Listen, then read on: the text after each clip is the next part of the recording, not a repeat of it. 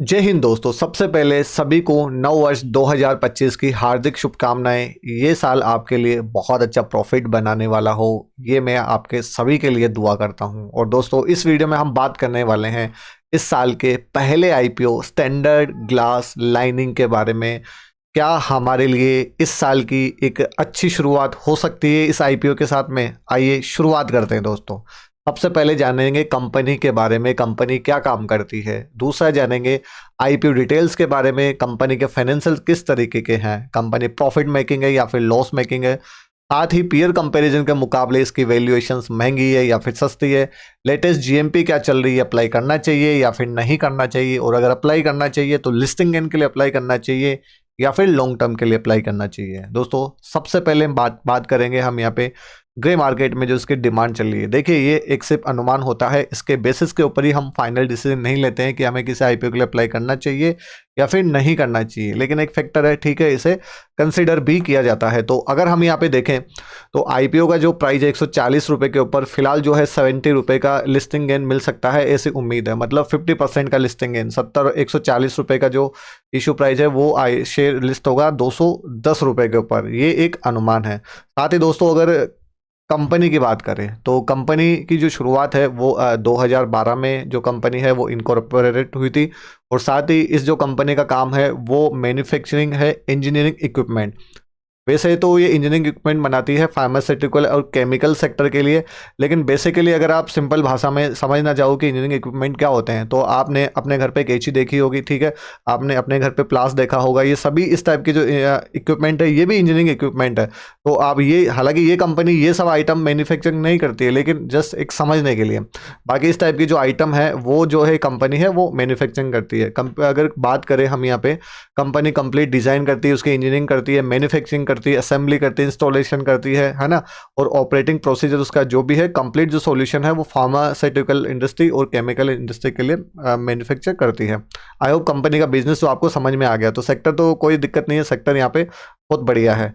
Next दोस्तों, बात करें इसका आईपीओ का ऑब्जेक्टिव क्या है। तो सबसे पहले अगर बात करें यहाँ पे, ये जो है फंडिंग करने वाली है कैपिटल एक्सपेंडिचर रिक्वायरमेंट। किसके लिए? कंपनी मशीनरी और इक्विपमेंट कुछ जो है परचेज करेगी उसके लिए। और कुछ हिस्सा जो है वो लोन का भी चुकाने वाली है। तो ये अच्छी बात है, जिससे इसका डेट थोड़ा जो है वो कम हो जाएगा। साथ ही बात करें, ये इन्वेस्टमेंट भी करेगी इनकी खुद की जो कंपनी है ना, उसमें। और चौथा अगर पॉइंट बात करें, कंपनी इनऑर्गेनिक ग्रोथ है ना, उसके रिगार्डिंग जो है उसमें भी इन्वेस्टमेंट करेगी। अब उससे क्या होगा, in organic growth, in organic जो ग्रोथ है वो भी आपको समझ में आनी चाहिए। यहाँ पे डेफिनेशन आप इसकी देख सकते हो, क्योंकि जो भी टर्म आएगी हम धीरे धीरे जो है उसको समझते हुए चलेंगे। तो इनऑर्गेनिक ग्रोथ में क्या होता है, वो या तो इन्वेस्टमेंट करेगी या फिर एक्विजिशन करेगी। उससे क्या होता है, तो कंपनी उसका जो बिजनेस है उसके हिसाब से मतलब बढ़ रही है, ग्रोथ कर रही है। लेकिन वो बिजनेस के हिसाब से ग्रोथ नहीं, वो कहीं ना कहीं कुछ एक्विजिशन करेगी, इन्वेस्टमेंट करेगी, है ना। वहाँ से जो है इसका ग्रोथ बढ़ जाता है। तो इस उसी ग्रोथ को जो हम बोलते हैं यहाँ पे इनऑर्गेनिक ग्रोथ। जो बिजनेस से ग्रोथ होती है उसे हम बोलेंगे ऑर्गेनिक ग्रोथ, सिंपल बात। और बाकी जो पैसा है छोटा मोटा जो भी है बचा हुआ, वो जनरल कॉर्पोरेट पर्पज के लिए यूज करने वाली है। तो आईपीओ का ऑब्जेक्ट एकदम क्लियर है ना। तो बड़ी ऑब्जेक्टिव के साथ में जो है कंपनी मार्केट में उतर रही है। साथ ही अगर दोस्तों आईपीओ की डेट के बारे में बात करें तो 6 जनवरी 2025 से आईपीओ में अप्लाई करना शुरू हो जाएगा। 8 जनवरी यहाँ पे लास्ट डेट है। 133 से 140 रुपये पर शेयर यहाँ पे इश्यू प्राइस रखा गया है। साथ ही बात करें आईपीओ का साइज, तो आईपीओ का साइज यहाँ पे ठीक बोल सकते हैं 410.05 करोड़ का आईपीओ का साइज है, जिसमें ऑफर फॉर सेल है 200.05 करोड़। मतलब जो भी एग्जिस्टिंग इन्वेस्टर प्रोमोटर्स है वो यहाँ पे अपनी होल्डिंग बेच देंगे, ठीक है। और फ्रेश इशू जो कंपनी के बाकी काम में आने वाला, जो भी हमने ऑब्जेक्टिव देखे वहाँ पे ये पैसा काम में आने वाला है, जो कि 210 करोड़ रुपये। फेस वैल्यू 10 रुपये पर शेयर रखी गई है। फिलहाल प्रमोटर होल्डिंग है 72.49%, जो कि आईपीओ के बाद में कम हो जाएगी, ठीक है। और अगर हम इन्वेस्टमेंट की बात करें तो मिनिमम इन्वेस्टमेंट रहेगा अपना 107 शेयर के लिए। 107 शेयर का एक लोट है, तो 14,980 रुपये का अपने पास में मिनिमम इन्वेस्टमेंट रहेगा। रिटेल कैटेगरी में आप 2 लाख से कम जो अमाउंट है वो यहाँ पे लगा सकते हो। और मिनिमम अगर इसकी बात करें स्मॉल एचएनआई की, तो वहाँ पे हम मिनिमम इन्वेस्टमेंट करेंगे 2,09,720 रुपये का 14 लोट के लिए। और वहीं बिग एचएनआई में आप जानते हो 10 लाख से ज़्यादा का इन्वेस्टमेंट। 8 तारीख लास्ट डेट है अप्लाई करने की, 9 तारीख को जो है अलॉटमेंट आ जाएगा, करीब करीब 9 तारीख को। अदरवाइज ठीक है 10, 11, 12, 13 रिफंड आना आपका शुरू हो जाएगा। ठीक है, लिस्टिंग डेट है यहाँ पे 13 तारीख। आई होप ये सारी बातें क्लियर। नेक्स्ट बात करेंगे कंपनी के फाइनेंशियल से। सबसे बड़ा और सबसे इंपॉर्टेंट फैक्टर है जो आपको पता होना चाहिए। कंपनी पैसा कमा रही है तो पैसा कमा के देगी, सिंपल बात। 22 से लेकर 23, 23 से लेकर 24 और फिलहाल 2 क्वार्टर 2025 के ये हमें दिए गए हैं। इससे फिलहाल देखे जाए तो कंपैरिजन नहीं बनता है, क्योंकि 2 क्वार्टर में जो पैसा उन्होंने कमाया, जरूरी है कि आने वाले 2 क्वार्टर में उतना ही कमाए, प्रोपोर्शनेट के हिसाब से कमाए, कम ज़्यादा होता रहता है। तो कंप्लीट अगर हम यहाँ पे देखें तो असेट जो कंपनी के हैं, असेट देखिए लगातार बढ़ोतरी हो रही है। करोड़ में सारा फिगर दिया गया है, 298 करोड़ से 347, 665 करोड़ असेट आप देख सकते हो, 756 करोड़। रेवेन्यू की अगर बात करें तो रेवेन्यू में भी जो है लगातार अच्छी खासी जो है बढ़ोतरी हमें देखने के लिए मिली है। प्रॉफिट आफ्टर टैक्स देखो आप बढ़ रहा है, 22 से 23 में तो ज़बरदस्त बढ़ा है, उसके बाद में ठीक है ग्रोथ अच्छी है।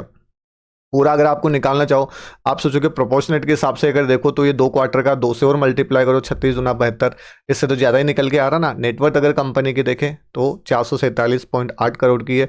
रिजर्व एंड सरप्लस अपने पास में 261.58 करोड़ का है। बोरोइंग अपने पास में इतनी है, मतलब जितना रिजर्व एंड सरप्लस है उससे कम बोरोइंग है। साथ ही वैसे अगर देखा जाए तो बोरोइंग तो कंपनी के ऊपर कम ही है, और इसमें कुछ पैसा जो है डेट चुकाने के भी काम में लेने वाली है, तो बोरोइंग कंपनी के ऊपर काफ़ी हद तक कम हो जाएगी। उससे जो है इंटरेस्ट इनको कम पे करना पड़ेगा। तो फाइनेंशियली कंपनी हमें अच्छी नज़र आ रही है। वहीं अगर हम इसके कुछ की परफॉर्मेंस इंडिकेटर्स अगर देखें तो आरओई अपने पास में लगभग 21% है, आरओसी अपने पास में 25% है, अच्छी बात है। डेट टू इक्विटी रेशियो भी 1 से कम है, बहुत बढ़िया बात है। पेट मार्जिन लगभग 11% का हमें नज़र आ रहा है यहाँ पे। और साथ ही इसके पीयर कंपैरिजन में जो कंपनियां हैं, ये आप देख सकते हो सभी नाम इसके पीयर कंपैरिजन में, उनके अकॉर्डिंग यहाँ पे अगर देखें तो पी अर्निंग पर शेयर अपने पास में भले ही यहाँ पे देखिए कम नज़र आ रहा है, क्योंकि छोटी साइज़ की कंपनी है ना। इनके मुकाबले पी इसका लगभग निकल के आ रहा है 39, आप अप्रोक्सीमेट 40 ही आप इसको बोल सकते हो।